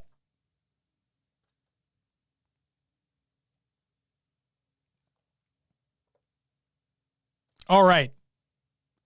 It's time for the after show. It's time for some jokes and puns. Gonna talk about the shit. Will, are you ready? Oh, yeah. Will, I want answers from you this time, okay? Oh, no. I don't want to give answers. Oh, yeah. I don't know. There aren't many of them, okay? Okay. All right. I'm going to put you on the spot, so get prepared. Here we go. For those who have not tuned into the after show, we do jokes and puns. We got calendars from Justin LeFleche, a.k.a. Goalie Sniper, a.k.a. Fuck You. No, seriously, Justin, you're incredible. Thank you very much for providing these. You bring a lot of sighs, a lot of laughs, a lot of headaches to not only the show, but to my workplace as well, because I shared these with them. And it's become kind of a tradition. So thank you, Justin. Justin's incredible, great member of this community. And let's get into it. For Tuesday, November 3rd, the pun of the day was, if a short psychic broke out of jail, then you'd have a small medium at large. I've heard that before. I thought it was kind of clever. It was. It was pretty good. Right? The joke of the day for Tuesday was, don't trust acupuncturists. They're backstabbers. Okay. Yep. The pun of the day for Wednesday, November 4th was, jokes about unemployed people are not funny. They just don't work. You know, part of me wanted to be like too soon because of COVID and everything that happens. So, well, you know, they didn't know when they made those calendars. It's true. They didn't. Maybe they should have. For Wednesday, November 4th, the joke of the day was, what? Okay, Will, here you go. Oh, I'm on. Okay. You're on. Chat is on too. So chat, feel free to chime in if you have a guess. What cat purrs more than any other? What cat purrs more than any other? Yep.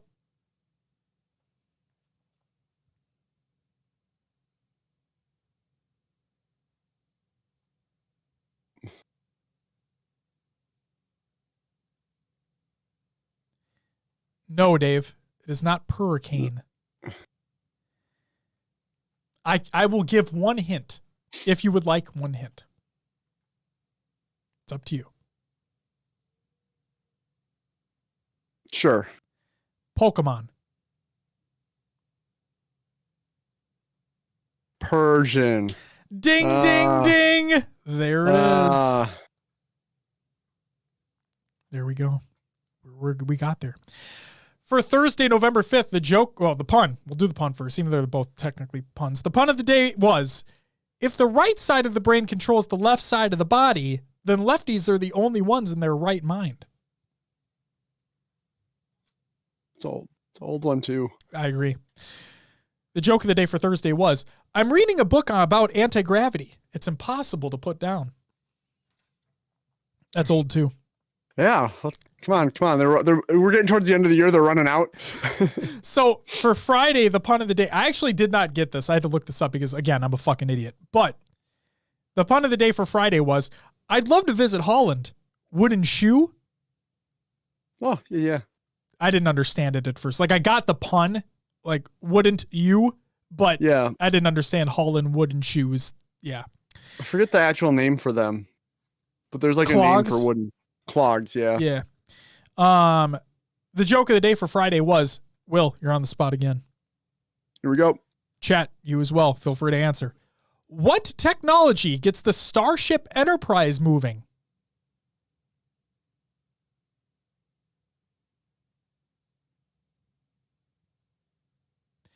I will give one hint if you would like one hint. I'm not a Star Trek person. I don't know. Okay. I'm guaranteed you know. Okay, I'll just give the hint.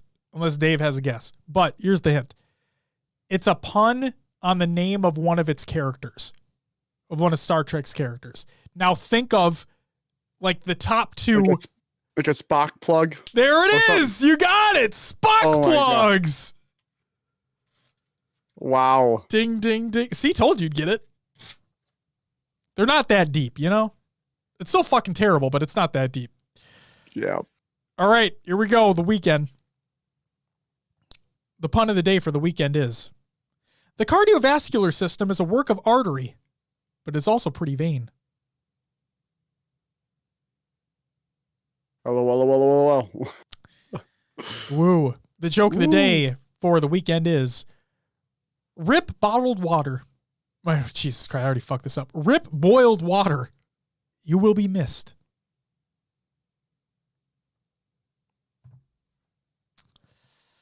There you go. Evaporation, you know. It happens. It's a thing. It is a thing. Science. Science rules. Bill. Yes.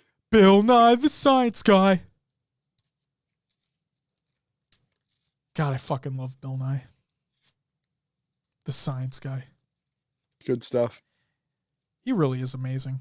Him and... Is that all? Oh, go ahead. Go ahead. No, go ahead. I was just wondering, is that all of them? Yeah. Oh. We recorded late, didn't we? It went by quick. Yeah. Oh, yeah. Yeah. Righto. Yeah. And see, I didn't end the recording too soon.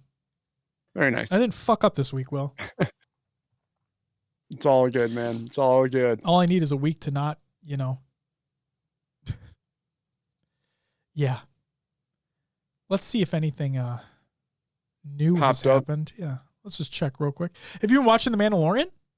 No, I haven't seen any of it yet. Oh, it's good. It's good. Bet it is. You're probably going to like just, what, there's 2 episodes out now? Yeah. Are you just going to wait for the full season to release? I might. I'm also still watching Criminal Minds, so put the glasses back on here. Well, okay, something did happen.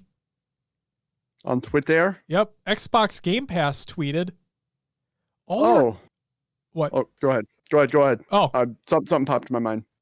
Xbox Game Pass tweeted, all we're going to say is that we're not posting The Mandalorian and The Child for no reason. Golden Boy retweeted it and said, if Disney Plus is coming to Xbox Game Pass, then that's a major W. That'd be nuts. That'd be amazing. That'd be really fucking cool. I mean, we wouldn't have to worry about that, but like, that opens up the doors. Dave, have you had Xbox Games Pass for PC before? Does he have it? Do you know, Josh? What's up? Does anyone in the chat not, or has like never had Xbox Games Pass for PC? Or are you going to talk about For the King? No. Xbox Game Pass is like one of the best fucking things ever. Yeah. Okay. So I got to figure out what to do because I have a code that needs to be redeemed before November 17th. Or talking about Discord perks or whatever? Yeah. And you have to have never been an Xbox Games Pass PC member to redeem this code. I've already been, So I have 3 months of Games Pass for PC for free that I have no one to give it to or to use. So we need to figure something out to do with that. If someone can, Get at Will. Yeah. Actually, get at us both because I probably have the same fucking thing. Or drop it in Discord. Yeah, I could. It's not a bad idea. This is a Discord perk. It's not a bad idea. Maybe I kind of want to do like a riddle, but then people can just look it up online. These people are assholes, you know? Oh, I'll think of something. Throw it away. Sure. Holy moly. Josh is finding. What'd you find now? The Minnesota Vikings are beating the Detroit Lions right now, 27-10. Yep. Sorry, Everson. Get fucked, bro. Did you see the comments that he made? No. So Zimmer. What? I have the game up behind my monitor. Yeah. Stafford just threw an interception. We just picked off Stafford. Ding ding. No, but Zimmer went on in an interview and said that Everson was a good player. He didn't say anything mean or anything like that. He didn't say he was amazing. He didn't say he was great. He said he's a good player. And that's the type of person that Zim is. He's not going to fucking shower you with praise. Yeah, exactly. Griffin apparently took that as a personal attack and said that he was going to like just wait and see on Sunday or whatever. I go, well, I'm still waiting. Yeah. Jesus Christ. And I have nothing against Everson Griffin. I thought he was a great player when he played for us. He put a lot of pressure on different quarterbacks. So, I mean, it's nothing against him. It's just don't fucking, come on. Egos, man. Egos. Egos for real.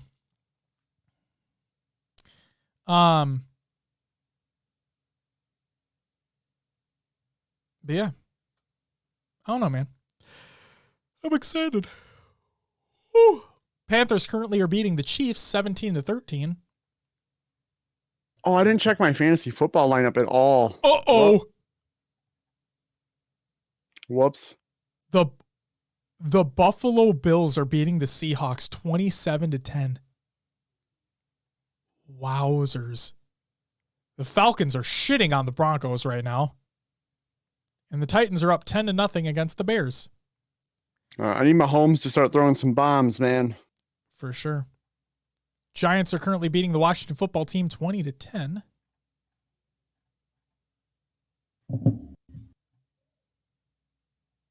Oh, shit. Lola Shiraishi? Lola, I'm so sorry. I probably just butchered the fuck out of your name. But as of 21 hours ago, she is a new producer on Halo for MCC. Oh. So congratulations, Lola. That is Very fucking nice. awesome. I feel so bad. I am so sorry if I butchered your name, and I probably did. But congratulations, Lola. That's fucking awesome. Welcome to the team. And yeah. MCC doing it right. Doing it right.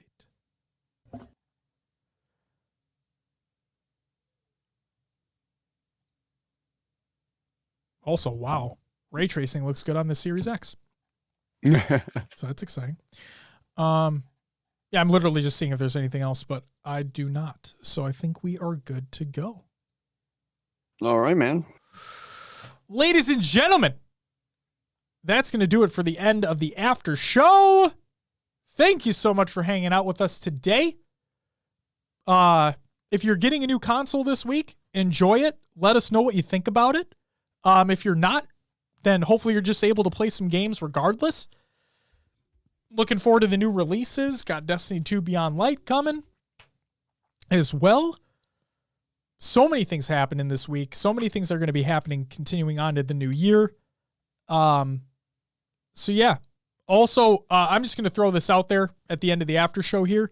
COVID cases are incredibly on the rise. And with what happened on Saturday, large groups were gathering, a lot with masks, some without. So all I'm going to say is please be safe. Please take it seriously. Get tested if you haven't. And yeah, be good to one another. That's how I'm going to end it. So yeah, ladies and gentlemen, that's going to do it for us in the after show. We'll catch you next week. We're going to talk about some more stuff. And yeah, we're going to be talking about Destiny 2 Beyond Light. We'll catch you next week. But until then, again,